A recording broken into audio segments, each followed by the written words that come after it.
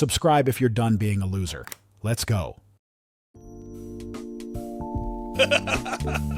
So where in the hierarchy is your mother or your mother and those related to her? My in grandmother the was 1, 2, 3, 4, 5, 6. I think my grandmother was the second, third wife. It's not bad. Can't remember, but she was the favorite. Oh, okay. Yeah. Yeah, actually, the favorite is always the most important. Yeah. Yes, we've learned that now with the Zulu nation. Yeah. That it's not the first that matters; it's the favorite. Yeah. Do you know what made her favorite? I have no idea, man. I have no idea. Like I said, I wasn't around. Yes. I just hear stories. You know, but yeah. Has that done anything for your mind in terms of how you see the world from in terms of people who are polygamists and things like that? Has it done anything to you as a guy? Nah, not really, man. I mean, it's stuff that we hear about, but I have no interest in that. Yeah. Even now, there's no one who's a polygamist. In your setup? Yeah, no one. Really? Yeah. It's just one of those things. Maybe you need that to get. I am a to get, woman no, with wait. I'm getting there. Maybe that was his secret recipe.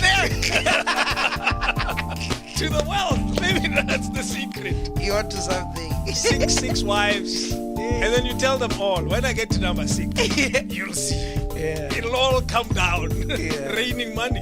Yeah, no, Wow. he's a legend. Has there been battles in the family in terms of inheritance and things? Or it's just been smooth since his passing? There's actually one now. There's land that we arguing over. There's land there by Tando that used to be my grand's. But the other family now wants it. Because we have so much. So they want a piece.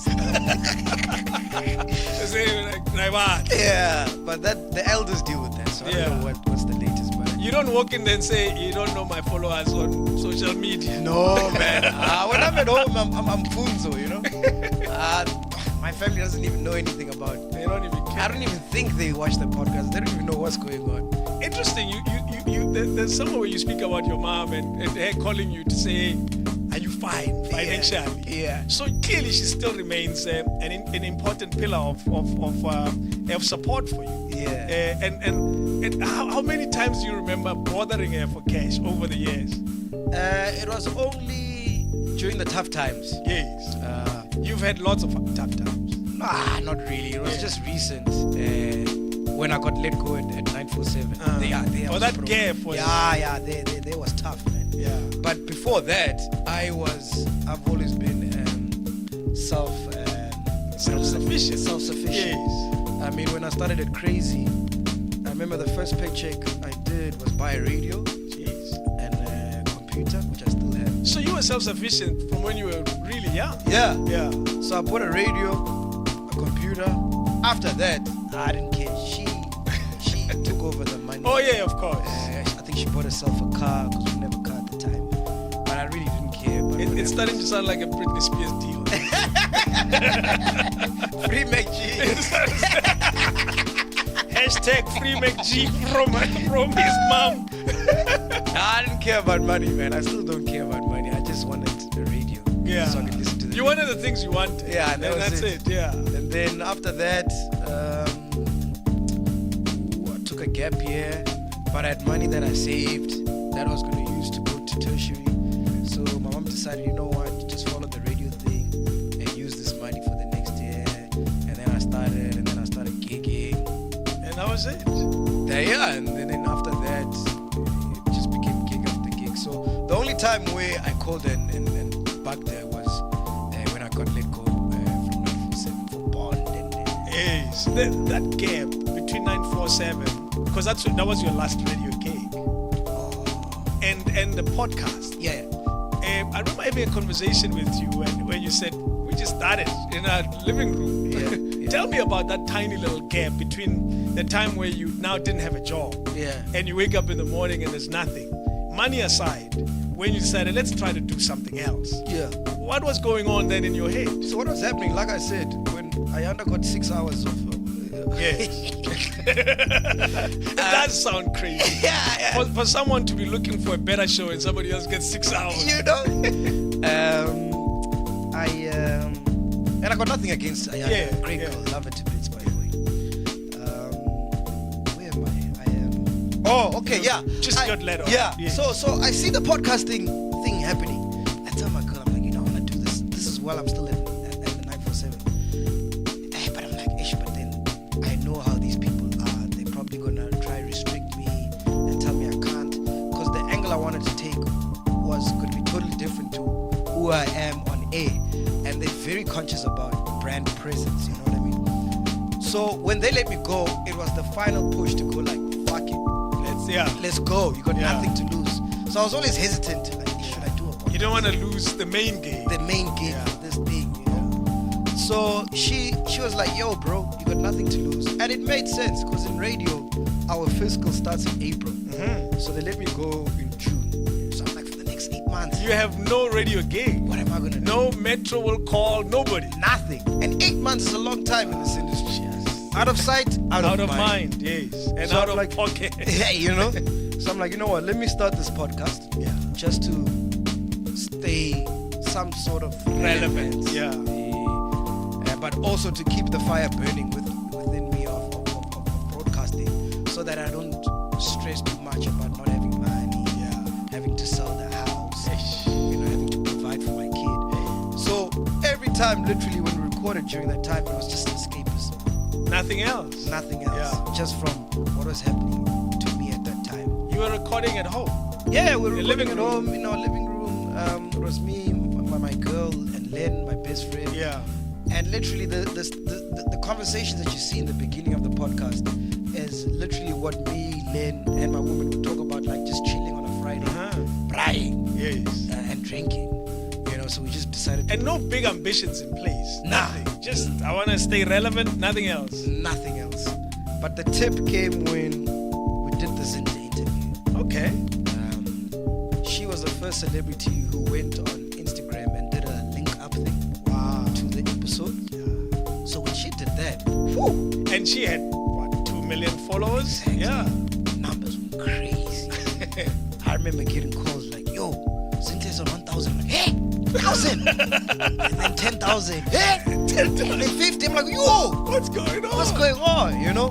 And then when I would go out, people would be like, yo, I like that interview you did with Zinhle. I'm like, Okay. wow, okay, people are watching this. Yeah. And then more and more celebrities came, Spook came, Sandra Vera, CC came, and it just started becoming One at a monster. time. Yeah. And that Zinhle made it easy for others to say, yeah, we can do this. You know? Yeah. And luckily enough, I have a friendship or some sort of relationship with the people that I They're have. not total strangers. Yes. Then by December, I'm like, hi man, there's something here. You know? And then I just focused on building that and doing it one step at a time. And there was no ambition of making money or like No, none of that. commercializing. It Yeah. was just like, oh, okay, cool, people are watching this. Because you must remember, as dope as it is to work in Prime Media, relevance really, it's not that relevant. No. It's not, you know, like, I remember I'd go on air, and I'm judging this based on why. Because on why, when you say call me, the lines are like this. But on Highville, when you say call me, you have to repeat maybe 5-6 times. Call me. Don't forget the number. Yeah, you know what I mean? So I had never received that much attention. Oh, even beyond your radio career. Yes. Yeah. The last time I received that attention was when I was at Y, because Y was a big thing. At That's the time, true. you know? And interesting you say that about radio. Surely you've learned a lot from radio that you're using now with your podcast. I think it's not even radio, I think my career. Yeah. Because if you check, when I started on Crazy, I was in front of the camera. So I got to be comfortable. Oh yeah, of course. In front of Because the it's camera. not easy. Right? Yeah. Then when I got to Y was like, bro, like the normal shit, you're gonna sink. Normal stuff, basic, yeah. timestamp. You'll be forgotten. You'll mean nothing. You mean nothing. Yeah. Like, you know, so Y taught me how to push my creative radio. Like creatively, you had to do dope shit You have to work hard. to stand out, you know, because you're standing in for Chili M, Dude. who's doing the biggest Dead. dead. That's you when know? he was dead. Yeah, who's doing the biggest drive time show in the province. Yeah. So as soon as you turn on that mic, there's 300,000 people listening, and they're like, all right, what you on about? When he says call me. You know what I mean? So you can't come there and say, hey, Yeah. You know what I mean? And it's 5 to 9. And that's how that clip came about. Yeah. The one of you're not blinging and blinging. The gold digger clip. I don't know Oh if you know about yes, it. I know it. Yeah. That shit went viral. Man. That thing was crazy. So that came about because I was standing in for 2 years. Yeah. And I was like, fuck, now I gotta do What do I something do? amazing. Oh, you're one of those guys. Yeah. When they're sitting in, they prep even harder than when they're doing their own show. Yeah. Because I gotta make sure I kill it. Or what? Because you know, one, it has huge audience, and two, Flip, you can't disappoint this show. Yeah. Wow. So that's what I learned. Because there was no restrictions. You literally Yes. you've got carte blanche, obviously within constraints, but you can do whatever. You know. Why change now? I would say so. I mean, I don't listen to a lot of radio, but I think it has. But I mean, naturally, it has to change. I mean, I don't think I'm the target market. You know, young people change all the time, so I think maybe it does what it's supposed to do now. But for me, Yeah. I think But it's the same. Like when we started, more flavor to me or whatever. The guys before were like, YFM has changed. It's no longer Trust the me, same. I was one of those people. You understand? Who are these guys? It's a natural progression of how the medium is. Yeah. And then when I got to Highveld, now there's like the Harvard of radio. You know, you learn why a link is like this. Yeah. Why you have to do this.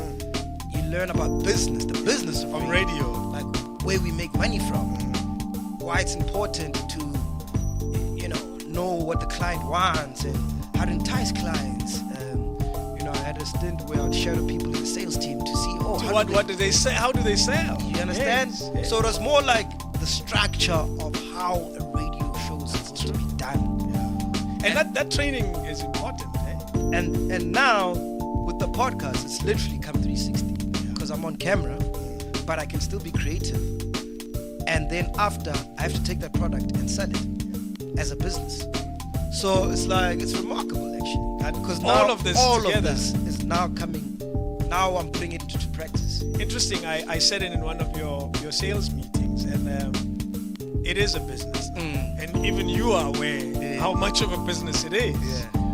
Which parts of it are obvious revenue streams? For someone listening now, wondering, but how the hell does YouTube make money? Which parts of it are obvious revenue streams for you? Obviously, YouTube plays a big role. Yeah.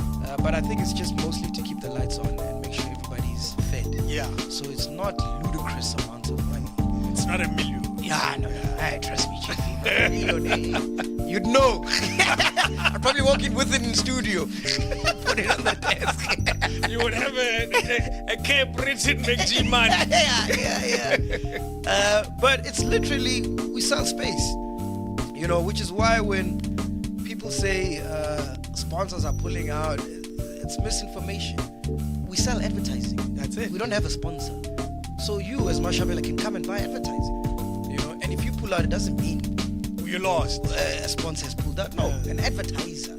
Because campaigns run from this time to this time and they are done anyway. Exactly. Yeah. So when people were running with that story that Old Mutual pulled out as a sponsor, they were not. We did a campaign with them for 13 episodes. Done, clean. They bought advertising space. We pushed, and it was we're done. Like at the time when they released that statement, it was like, and then which one is this one? No, we're not even a sponsor. We thought you were leaving anyway.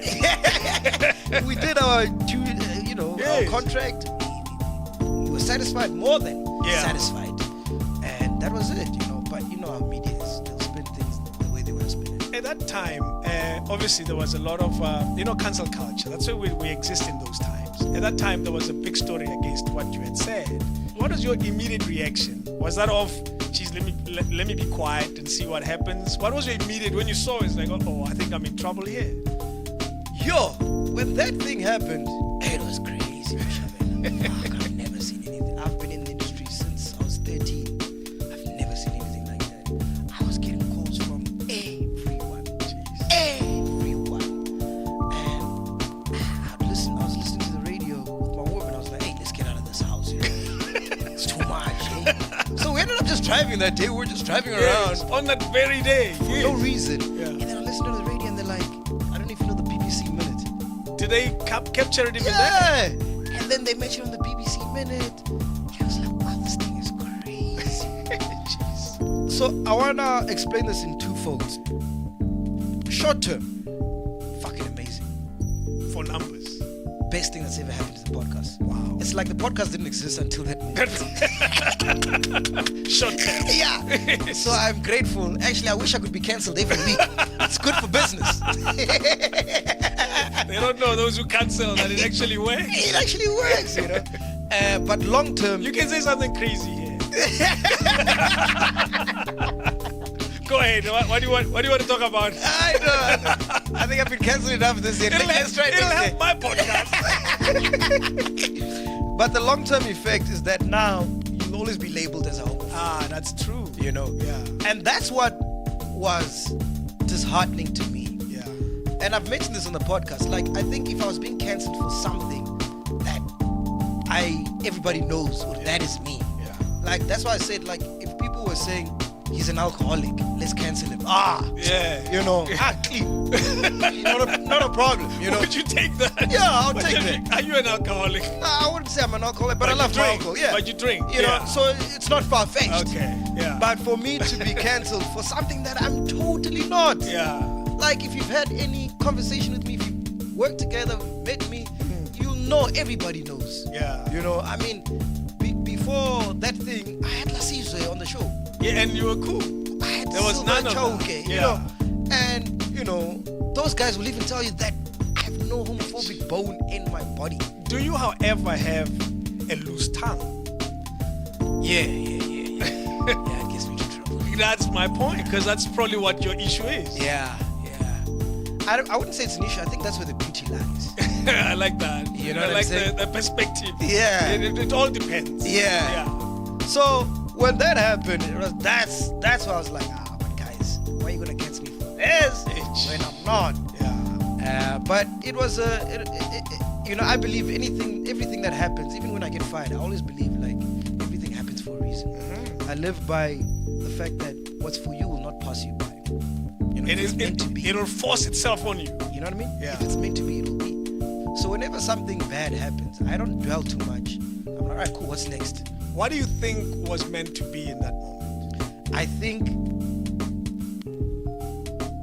Buji's show was meant to be. And it pushed you to consider it as a possibility. Because without that moment, there wouldn't be Buji's show. Because what I learned from that is that when I sat down with Saul, I'm like, fuck, man, bro, how many people are like just me and you? Like, we don't know about this community. Because we said some very distasteful comments out of ignorance. Ignorance more than anything. Yeah. More than anything. So how many people out there are just as ignorant as us and don't know about this community? How dope do you think it would be to make this and take it and make it as a teachable moment? You know, we've got this platform. Why don't we do this and teach other chillers and other people who might not know? It teaches me a bit. You know what I mean? I must admit. And I watched that show. I'm like, wow, I didn't know that. I didn't know this. I didn't know that. There's everything. Every week there's something new. You know? Yeah. And you must bear in mind that before Buji's show, no one was doing that. No, of course. Mainstream media, no one. Like, when it comes to people, gay people on radio, it's always like, okay, cool, just to fill the quota of having Coy. you'll be a co-host. Toy a black guy in the movie. Exactly. And that's it. But they're never the star. No. And they die very early. Not my words. Not gay people. I mean the black guy in the movie. They die first. Are we on slippery slope? Yeah, no, I don't know. It's always a thin line, eh? You know, and So that was the teachable moment that you walked away with. and Buji's show is amazing. It's so amazing. There's nothing being done like that. You know. Actually, those conversations they have, I always find them so captivating. Yeah. Because it's always like, whoa, okay, really? That's what happens? Yeah.